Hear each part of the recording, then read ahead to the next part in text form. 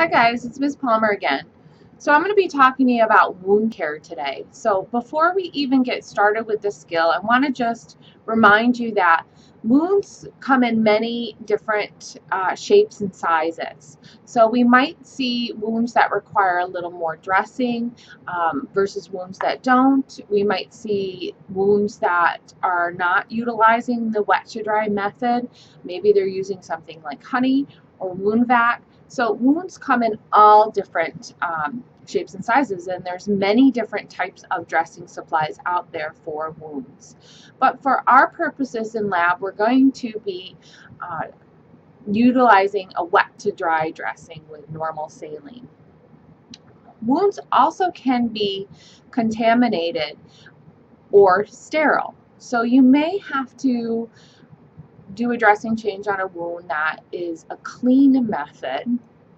So you do not have to don sterile gloves. Or you might have a sterile wound that requires sterile gloves. In both cases, the procedure is exactly the same. You're just going to either be utilizing sterile gloves or clean gloves, depending on the order from the provider. So I want to talk to you a little bit about the equipment we have here in the lab, and then we're going to go ahead and go through the skill. So I'm going to move my camera down so you can see what I have on my table.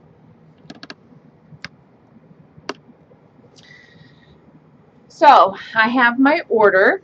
And my order, again, will be in the lab. It lets me know that the doctor has ordered a normal saline wet to dry dressing twice a day as needed for my patient, Mr. John Sampo. The provider won't necessarily tell you what to put in the wound or on the wound. This will be nursing judgment based on the size of the wound and other characteristics of the wound. So they'll definitely tell you the irrigant to use them. So because I know it's normal saline, I'm going to make sure that I have a bottle of normal saline. In this case, this bottle has already been opened. So I'm going to make sure that I read it for date, time, and initials. Most likely this bottle is going to be in the patient's room. There are, like I said, many different types of dressing supplies we can use. They come in various sizes. In this case, this is a 2x2. So 2x2 dressings are very small, really utilized for small wounds. So you may see that. We also have the more commonly used 4x4.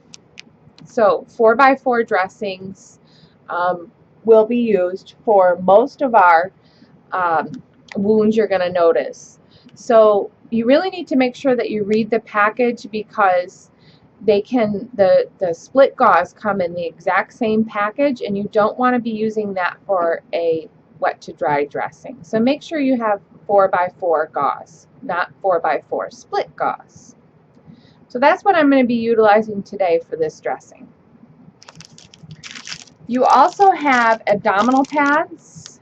Abdominal pads are a little thicker, so depending on the drainage the patient might have, you might utilize an abdominal pad in order to soak up more exudate. This is, again, one size we have in the lab, 5x9, but it does come in various sizes depending on the needs of your patient. And if you're packing a wound and it's very deep, maybe it's a stage 4, and it requires a lot of packing, you may utilize what's known as Kerlix. So Kerlix kind of looks like an ACE wrap, and it would be packed into the wound with the solution of the provider's choice. So you may utilize that as well. And of course, we're going to need something to tape down this dressing. So what I have here is paper tape, 1 inch. There's also silk tape out there if the patient's skin has a lot of moisture on it, tends to stick a little bit better. But most places now are utilizing some sort of covering, whether it's transparent or an Alleven covering, because the tape tends to damage the peri-wound skin. So you may ask about that. For measuring purposes, I have two items here. I have sterile Q-tips. Sterile Q-tips come in a sterile package, and they also have a measuring bar right on the front.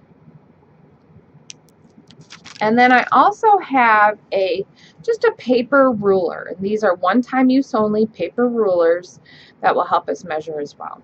Now, my recommendation for you practicing and in test out is to go ahead and bring in extra supplies. You can always leave them in the room, but if you're starting to open your packages and one rips, then you can very easily just grab the next package that you brought in as an extra supply. So definitely my recommendation that you bring in all of your supplies, including extra supplies for the dressing change.